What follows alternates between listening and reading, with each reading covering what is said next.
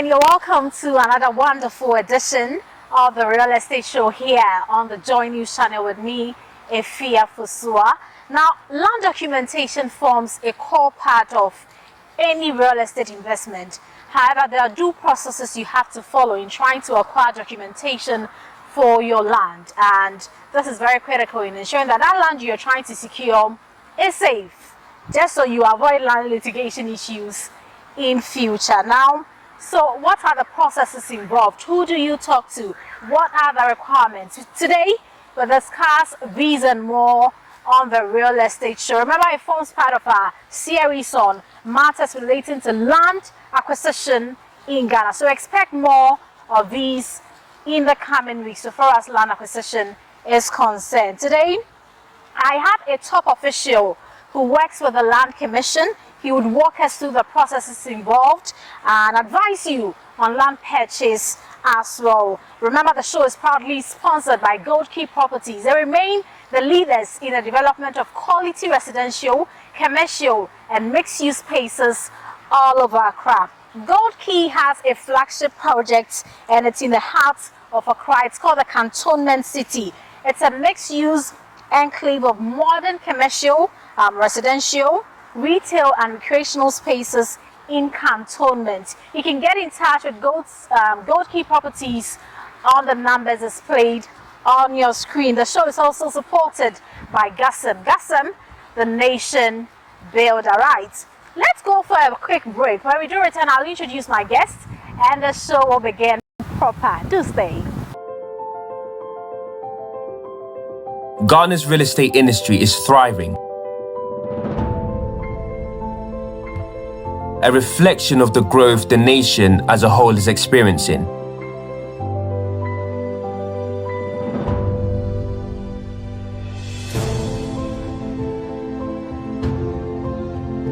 Gold Key is part of this story. We have a unique opportunity to introduce world-class standards of luxury to the real estate market in Ghana. From pristine residential projects to high-rise commercial buildings,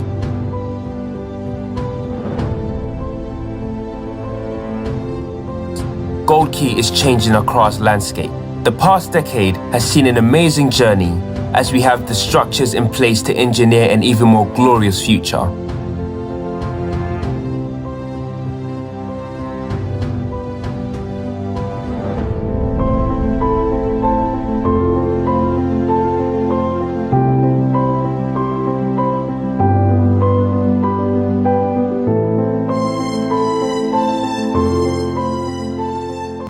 Now, for people who would often start the process with their lawyer, does it lessen the burden to an extent? I would just say maybe I'm a lawyer, so I'm biased, but okay. The law says this documentation should be prepared by lawyers. So you must understand the site plans are prepared by professional surveyors. If you use a professional surveyor, so your risks or difficulties are lower. And also the program recently when the lawyer shared certain experiences of him leaving a church to buy a land. When he wanted to go and do what we call the due diligence and do the search, the pastor said, oh, the Lord had revealed it to him. So he left them, only for them to come 2 years later with litigation. He said, oh, what happened to the vision? Okay. So please, yes, let's leave professional things to professionals. Get a professional to get that sorted out for you. How much does each process cost? Okay, so every time people say how much, it's relative to the nature of the transaction. And if I say for stamp duty, for instance, as I indicated to you, it's guided by a law, Stamp Duty Act 689, and it tells you what nature of transaction, how much should be charged. So if it's an assignment, for instance, second transaction is 1%. If it's about 50,000, so 1% of the transaction. So I can tell you, transaction is cheaper. 1 million is 1% to be different from 500,000 is 1%. Right. Different from 200,000 is 1%. But if it is a lease, for instance, it says some nominal fee should be charged. Depending on the nature of the transaction, location of the land also may affect the value. Of course, a Gold Key property in Cantonment will not be the same as maybe mine behind the WhatsApp. The locations are different, the prices are different. So all those things influence. That's for the stamp duty. When you come for the registration also, there are standard fees and it's guided by fees approved by Parliament. So land commission doesn't on its own there are fees that are approved by Parliament. If it's below one plot, for instance, I can see searches. If it's below one plot, it's 155 Ghana cedis. Or 55 Ghana cedis, depending on where you are in Ghana. That's the standard. But if it goes more than one plot, there are additional charges. 10 cedis. It depends on the size of the land. So you can only see what the minimum are. For land title, for instance, by the time you submit, the document has met all the requirements, maybe up to 1,002 thereabout. But depending on the size of the land, once it changes. So you often add these caveats on so that nobody walks in with 100 acres and say, I heard Timothy say this one. It will change because of the size. Now, a question just came to mind. At the search process, you would have to get a surveyor to go pick the plot. Who pays for that? You are doing your due diligence. So people always say it's expensive. I say try not doing that and you find out how more expensive it is. Okay. Because if you are going to buy a land somewhere and say, let's say 20,000, how much will this cost at the beginning process? If you didn't spend that money and you end up not buying, what if it was a bad business? Exactly. You have spent 20,000 and then you can't take it back. Will the Lands Commission give me their own surveyor? So we have that service, but usually it's a licensed surveyors. Lands Commission licenses your surveyors. So they are private persons because we also, but it's a service we may be able to run for. So I can just come to the Lands Commission. I want to do a search. I need a surveyor. You need a surveyor to assist you in verifying the plot. The search will be done by Lands Commission, not by the surveyors. They will help you get a site plan that you use as a basis for the search. Right. Now, how far has the Land Commission gone with digitization of its records? Earlier on, you brushed a little bit on that. We can say both that the 6 new regions plus Greater Accra are on a pilot basis now, trying to go not full digitization, but we are pushing the digitization agenda, preparing to go nationwide. If you remember, in 2018, the Vice President was with us.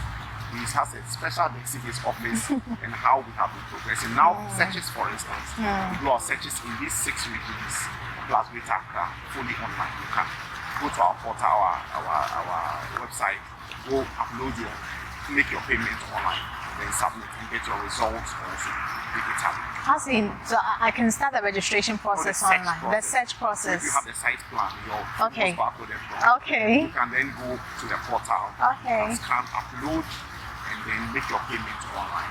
And then we'll do the search and then also submit it back online. So for searches, in those 6 regions and data, we've gone fully digital. But for other processes, we are now working to ensure that all will be digital. Now, there are some real estate companies that will tell you we are registering, we are in the registration process, and it could take years. You earlier mentioned it could even move to 3 years and over. What's the level of risk someone could be putting themselves in? Just we started. So I use the visa analogy. What shows that he's going to get a visa? It's like me walking up to a young lady and say, I'm traveling next week. I put in my application for a visa. And that doesn't mean I have the visa. So if somebody I've started the process, be sure that process ends in registration. Then when you do your search, you will find out that the person's name is there. But it's possible it may not end registered. I see. What are some mistakes you've seen people do over time? So far as land registration is concerned. No search is done. They've heard the story that if you don't buy it by next week, somebody else will buy. We hear that a lot. And I say if you want to also sell land, genuine, are never in a hurry. You're never in a hurry. So you want to do a search, please do your search, confirm. Now, when people start rushing you, then you must be, it's the first point of be careful. And that's commonly the people not using professionals, for instance, relying on some secretary who knows how to type an indenture, type some indenture for you to progress. That is key. Also, trusting too much the seller. Than you yourself, your enquiries is a big issue. So everything the person says, the person who sold to me said, and after selling to you, you now tell you again that you do the registration for you. Maybe it takes 100 years to register. How are you sure that he's even doing that process? So take control of the process.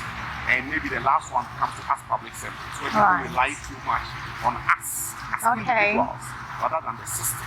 So So you come all the way to Lands Commission and you want to do a search. And just a few minutes of going through the process of submission, you abandon it to trust me with your money, with your site plan, and believe that I will do it for you. What if I don't do it the way I should for you? What if I don't pay? So please, people should just trust the process and try to go through themselves. If you've tried the process without, I was happy when not coming on said you said you did a session got to 2 weeks. So you yourself can testify whether we are saying the truth or we are just doing things. But that is, in 14 weeks. Exactly. You got your session. Yeah. That's your own experience. Let's talk about the issue of double sales. So it's been sold to Timothy. 100 acres the same 100 acres have been sold to me too. How do you deal with that at the Lands Commission? That is often the dishonesty of the seller. Okay. If I sell my shirt to Mr. A, I know I've sold it. Why do I pick the same shirt and go and unfortunately the lamp is not like a shirt that you can quickly come home and hang? Exactly. Because it's fixed in the bush somewhere. So for the person buying, I always say your security may be in the registration rather than leaving the land in the bush and hiding your documents under your bed. So if you buy the 100 acres, if you had gone ahead and registered it, if they attempt to sell it to Mr. B by doing his search will find out that it's been sold to you. But if you also haven't registered, he does his search, he doesn't hear your name, he doesn't see you on the ground, you've opened up yourself for somebody to do both of it. It often ends up in court, where the court will now determine whether who came first, who was sold first, and then what. Right. Let's now talk about the land transfer process. Walk us through that too. Yes, so the transfer is the same as registration. So assuming you had registered yours and you want to transfer to another person, that's why we talk about the transfer. So you have done yours. So I see your land, I like it. I see it nice. I do a search. It's always in your name. And once again, you engage your lawyer. Okay. You will transfer the document to me. And I'll go and register. So mine is set to yours. That if you sell all your interest to me, we call it assignment. If there's a lesser interest, if there's sublease, it may be a license, whatever interest you want to give to me, I'll be able to give to me. I negotiate with you, I pay your money. So what happens if my house gets burnt and I lose my land documents? So yes. if you've registered with us, then you always know that we have a backup in our system. So people apply for what we call the certified true copies. It's sometimes frustrating when people pass even and their children are living in the house and so we can't find where that document.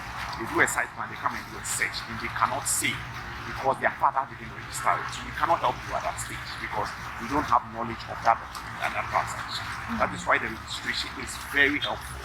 Once you do that, your name is in public records. That document would be in public records. You can rely on it to the day that something happens. So it's very important to register. Very, very important. Wow. Now, so say the land is already registered. I'm buying from Timothy. Goldkey Properties is buying from Timothy, and the land is already registered. How will the process then become? It's the same as I told you. It's not a complex process. Okay. The same thing. So Goldkey has come. Okay. It's in Timothy's name. You say, okay, you've done a search. It's in Timothy's name. Are you Timothy? We want to be sure if you are Timothy. Okay. So yes, this is Timothy. This is my evidence that it is me.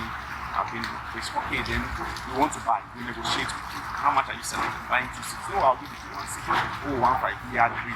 Then now we get our lawyers involved. I prepare venture transferring an interest to Goldkey. I sign my part. I witness sign. Goldkey also signs his part. As a company gets its witnesses. And then I've transferred my interest to them. Okay. Goldkey will register. Okay. So will that transfer take effect? So legally, the transfer is when both of us have executed the document. Okay. But then you need to come to Lands Commission to get that transfer. Okay. What if it's a titled land? Yes, so you still need to need the transfer Right. of the title on one person to the other. Right. Yes, whichever way it is. Okay. Need your name also to appear. You don't rely on that person's ownership. You say, oh, I bought it from Timothy, I have this document, so that's it. No, you need Your to come name. and get it. Okay. That your name also. Okay. Right. So Goldkey Properties is trying to get 100 acres from a chief in, say, Doma. Yes. And then the person who was supposed to sign the documents, I don't know, but the person who was supposed to sign the documents is not the one who actually signed the document that was given to Goldkey Properties. Yes. They come to the Lands Commission. And then if we have sample signatures, so we need the Doma chief. Okay. So this is not the Doma chief signature, so we write back to you. your document is defect. Can you go back and go and see the normal chief? So we saw this also go and see that person, and then you will take it to the normal chief, the legitimate normal chief. Chiefs like this are easy to identify because of the stature of the normal chief. So you don't find those problems in places like that. But in certain areas where they are smaller sub-chiefs, there's a difficulty. I say that's where the risk begins in land acquisition. So you are often better off not meeting the person in his private home clandestinely if you have, and there's a provision now in the Land Act section 14 to 18 that says all customary holdings should have what we call the customary land secretariats, which are like their own mini land commissions. If that is done, then you know that you'll be dealing with a formal structure in terms of land transaction, rather than dealing with an individual sitting somewhere. You are not sure whether he's a chief or not. If I were, you may comment of it, but I don't have these two. So I may be just misleading you. So maybe if that is done the way you expect it to be done, it will begin to formalize the places. And there are places that have it. I know the Greater Asante Chief Asante has a land secretariat. So where people deal with if we go that way, and there are many fine and we have a crowd. We have families that we can point to say they have done things that's worked for them. I see. Right. Let's go for a break. We'll continue the conversation, right? I know you're enjoying this particular conversation, but we have to go for a break. The show is proudly sponsored by Gold Key Properties. Gold Key has a flagship project at the moment. It's called the Cantonment City. Do get in touch with them if you're an investor. I recommend Gold Key Properties to you. They're registered with they're a member of the Ghana Real Estate Developers Association, so you can trust to do business with Gold Key Properties. We go for a break and return shortly. Please stay. Ghana's real estate industry is thriving, a reflection of the growth the nation as a whole is experiencing.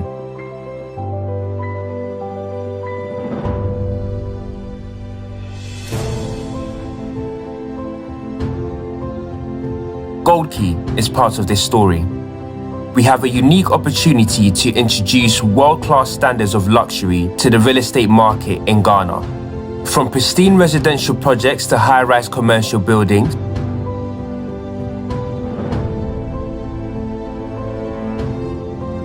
Gold Key is changing across landscape. The past decade has seen an amazing journey as we have the structures in place to engineer an even more glorious future.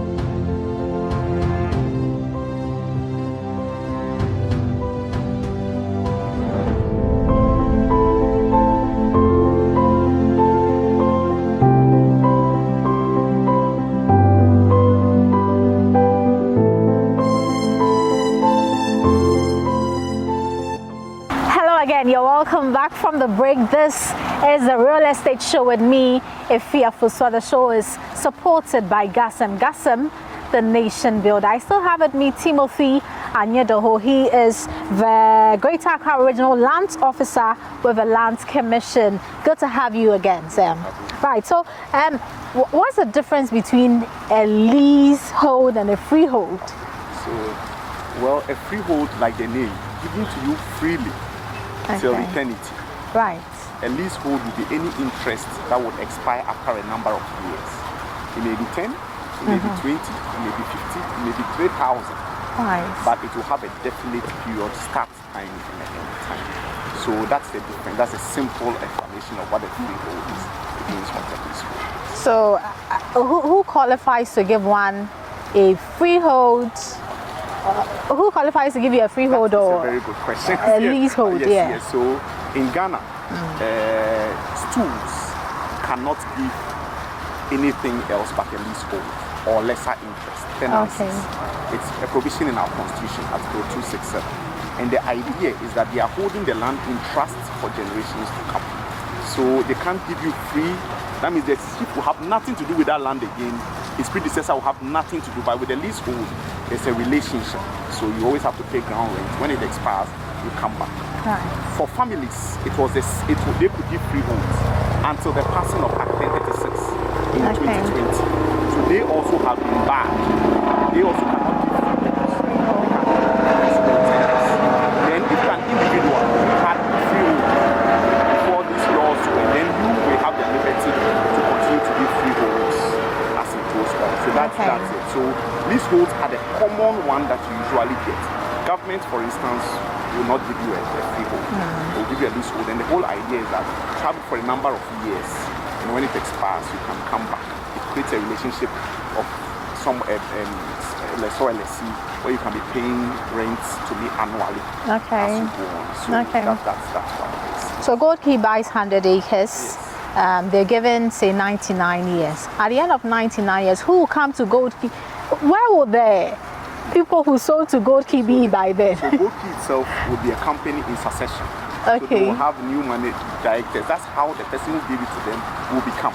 So assuming it's Lands Commission. Okay. Lands Commission was there long before I came. Will be long before.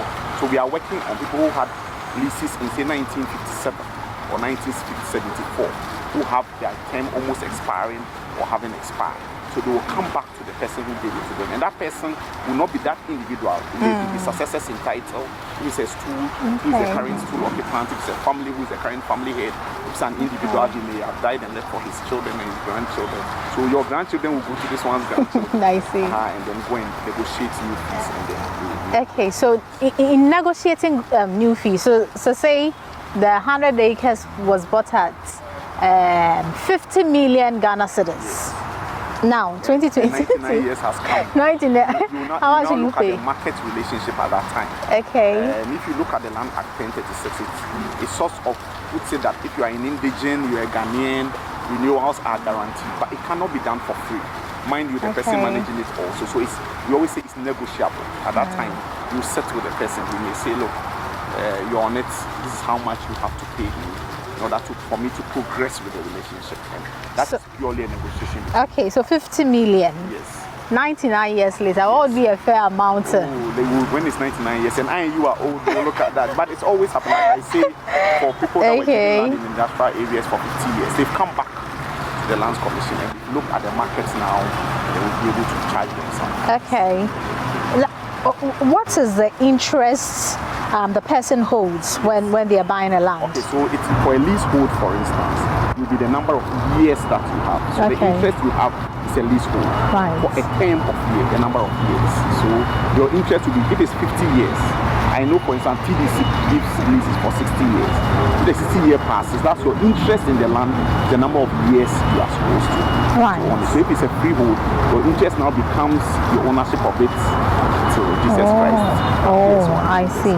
So your interest is what you have, what authority do you have over the land for which period of time. That would be your interest.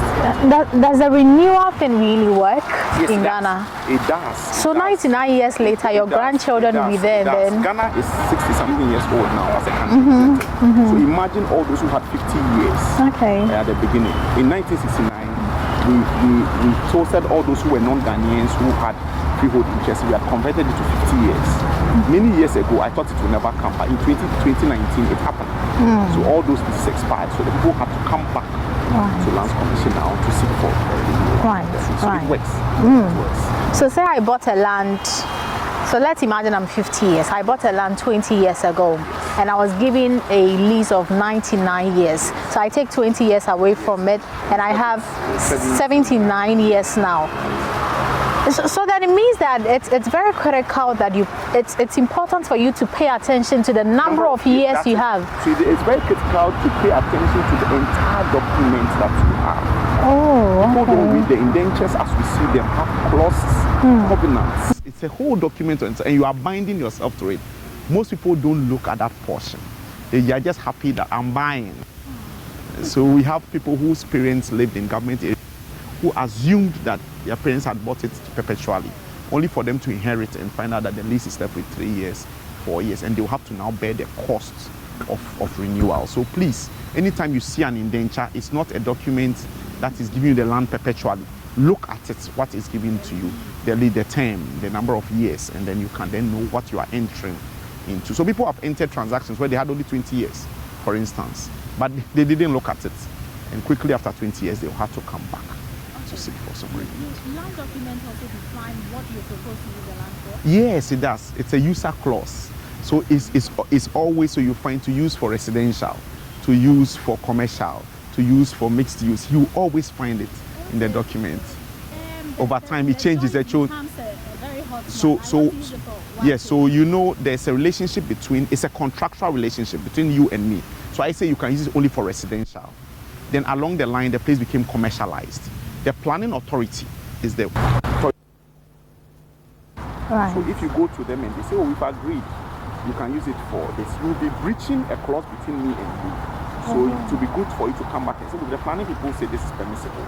So and you can use most it. people don't go back to their landlords to even talk about it. They assume that it's mine for a term. So I say you have it for a number of years, but it is restricted by what you can use it for and some other covenants that are in. So people always say, they say to develop the land for say after 2 years. After 2 years, if you don't develop it, you notice that the landlord may come back and say he's trying to reclaim the land because it was a covenant in your lease. But you are lucky the court says if you want to re-enter, you must go to the courts in order to have the authority. I see. So it's a complex document. That is why I always say use a professional, use a lawyer, use a help surveyor, you.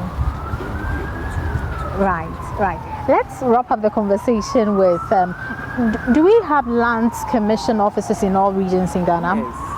Okay. We are happy to say we were in 10 That regions. sounds good. Yes, but now we are in 16 regions. Oh. And just 2 weeks ago, the Deputy Minister, Benito Usodio, inaugurated the last of the Savannah. It was operational but had not been inaugurated, but it's now inaugurated. So we are in all 16 regions centralized. We have a few district offices like Tema, we are thinking some in Takwa. Right. But that will be the next phase of our approach to having district offices so that we can go down to where the people are, the actions, and be able to register the system.